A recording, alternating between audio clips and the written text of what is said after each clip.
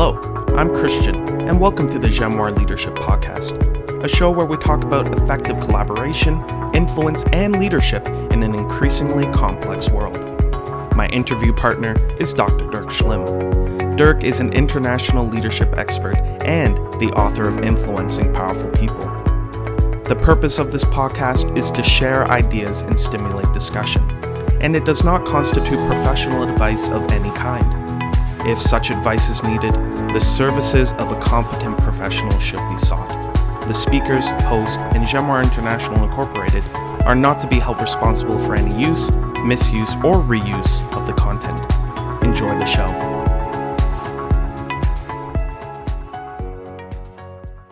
Hello, everyone. Welcome back to the Jamoir Leadership Podcast. Just Dirk and I this week. We're coming off of two amazing episodes with Dr. James Ah.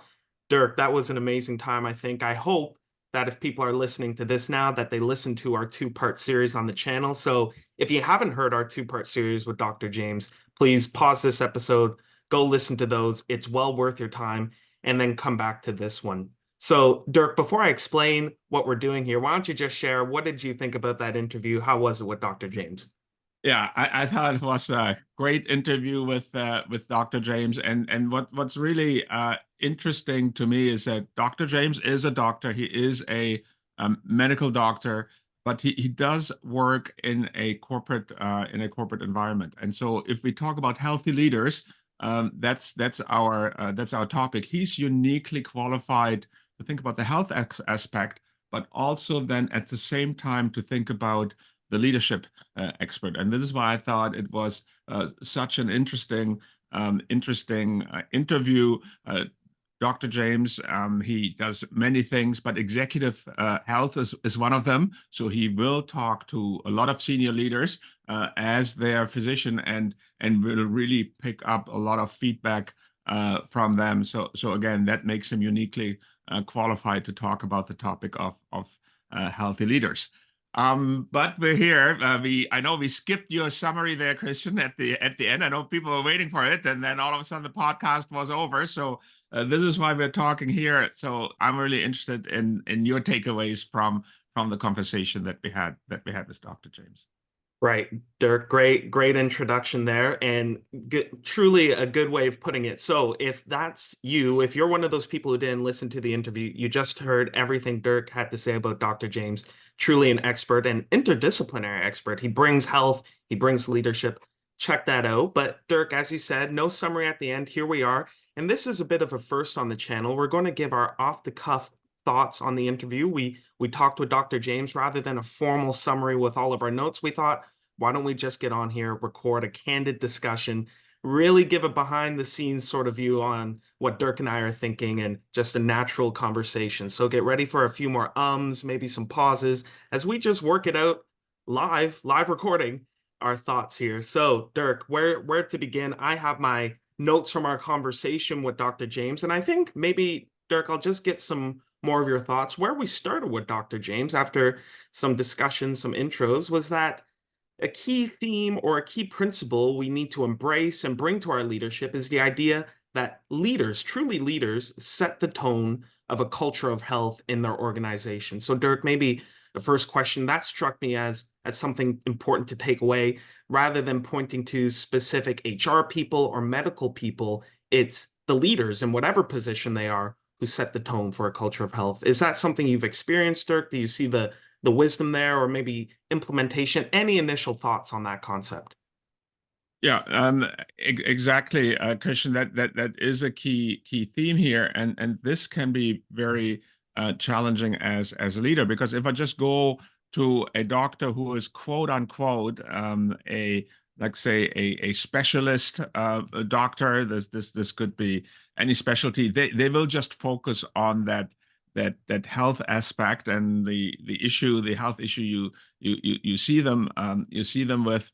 But here we're talking about health in the context of work, and there is an immediate tension, because as a manager, as a leader, you need to be demanding. You need to expect performance of your people to get the things done that you need to get done, that you're being held accountable for. And at the same time, you know, if my people are burned out, if they're stressed out there, they will not be performing as well. And so to get that right and have that on your mind, how you do that, right? How you manage that tension between being a demanding, performance-driven leader on the one hand, but then yet somebody who supports their people and supports healthy habits in their people. That is what the real challenge is. And so this is where leaders set the tone. And from my perspective, they need to set the tone that everybody understands that we want both. And wanting both is hard. We want leadership, we want performance, but we want healthy leaders, and if you will, healthy performance. And so that is indeed for me the first thing, to set that tone in the right way and set it credibly with your people as a leader.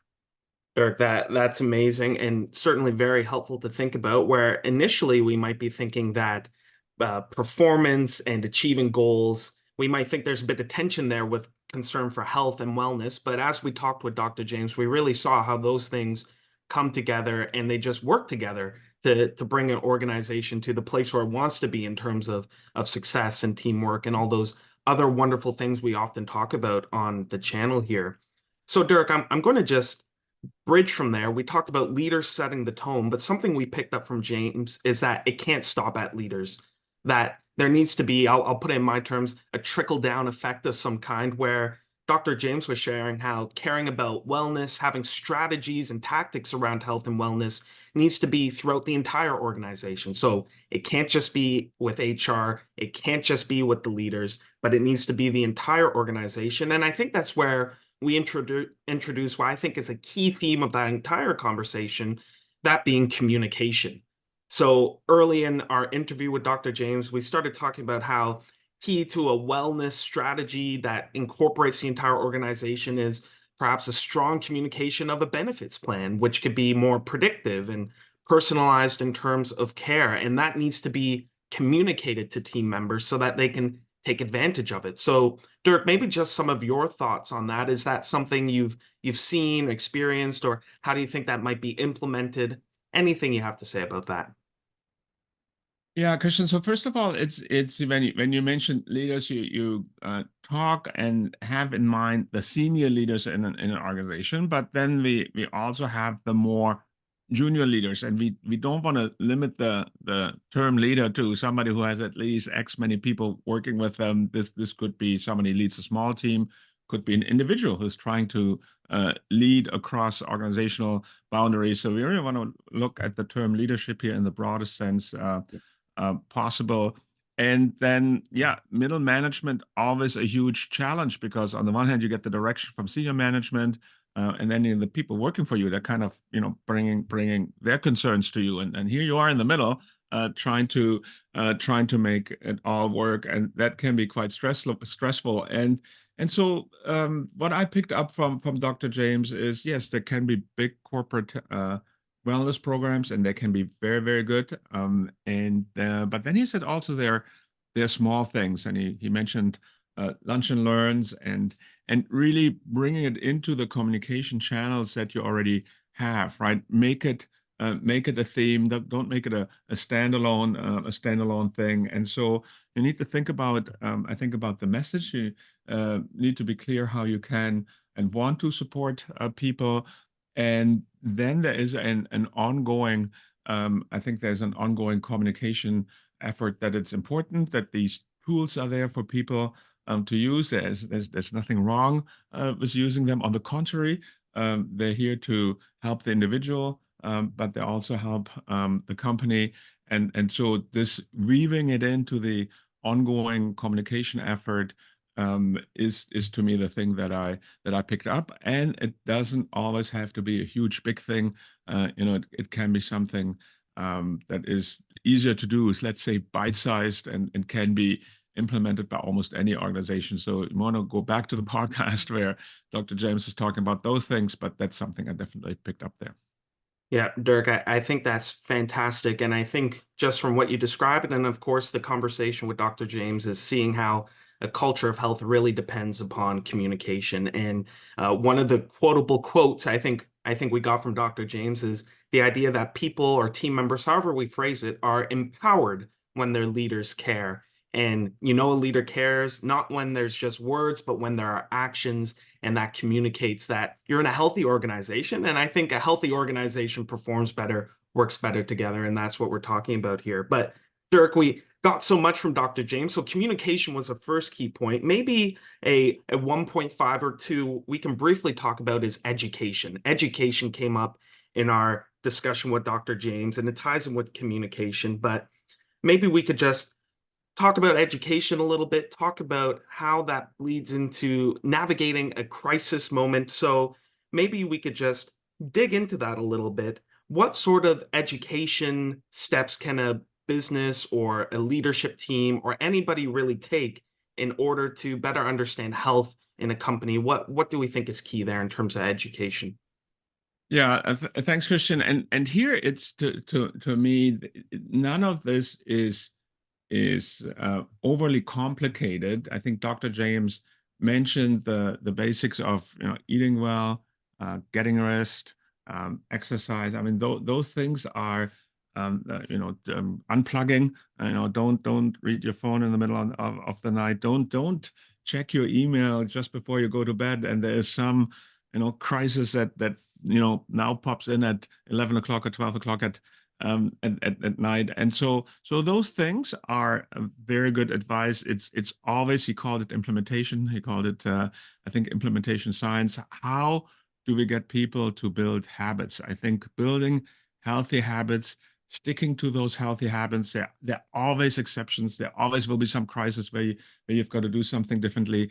But if you don't have margin in your life, if you're always operating at full tilt with nothing else left, and then the crisis hits, then it's very hard to respond to that. So I think the education, we know the basics, but how important those basics really are.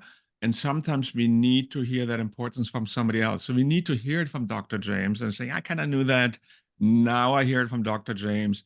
Now I really want to do that. So we're still in January, right? So we're still at building healthy habits kind of time. And so that would be that the education is not necessarily the latest kind of research thing that comes out of some big journal of health or something, but no, we educate people on the basics and on the importance of implementing, applying those basics in a consistent manner. I think that was to me the key takeaway there. Yeah, Dirk, that's so helpful. And one of the key takeaways, and we'll circle back to this later in terms of personal strategies, is simply educating yourself on the benefits of sleep. Is something that people might overlook, where we're thinking work longer hours, that's better, but sleep is so important. So Dr. James really drilled that into me, and I think it's worth just educating yourself on those basics. We never graduate from the basics. We need those building blocks.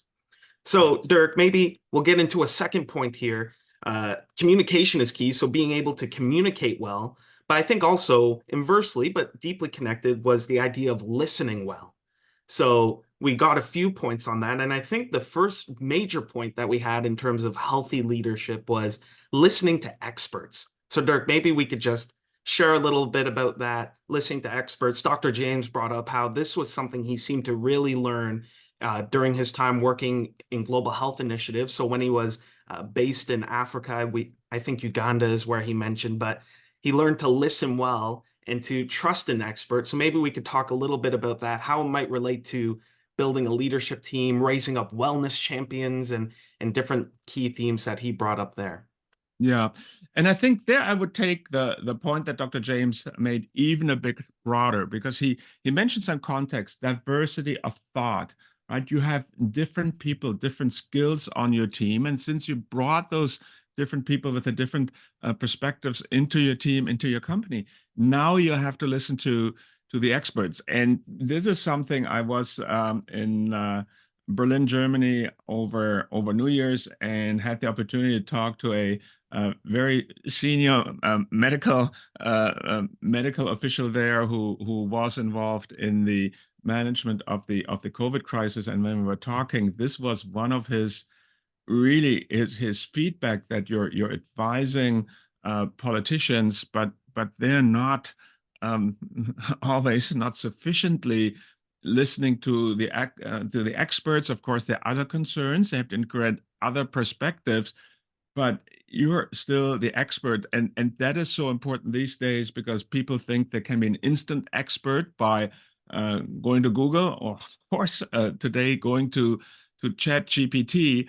But you cannot replace somebody with like Dr. James 20, 30 years of experience, crystallized experience, somebody who's seen it all. He's seen how these things play out. As I say, he's seen this movie before. He's highly educated. If you think you can replace that with a quick check on ChatGPT, that is really not how it works. And so, listening to the expert, take the expert seriously, then be just as transparent that yes, I appreciate the expert perspective, but I also have to listen to other experts and other stakeholders because we are bringing different disciplines together.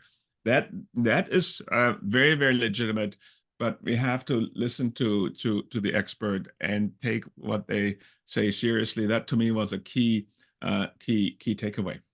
Yeah, wonderful, Dirk. So let's practice that a bit right now. We had Dr. James on, and we are listening to the experts. And one of the things that we got into, especially in the part two of the interview, was we moved into discussions about personal strategies and tactics to bring to leadership to really form and maintain healthy leaders. We already talked about the basics. So eating well, sleeping well, managing stress was a big one, taking downtimes. But something Dr. James mentioned, and this is perhaps moving up from the basics, was the idea of volunteering, that volunteerism is actually good for your health. So, Dirk, maybe I'll just ask you now, is the idea of volunteering in the corporate world, the business world, the leadership world, being good for your health, is that something you've seen, experienced for yourself, or heard from others?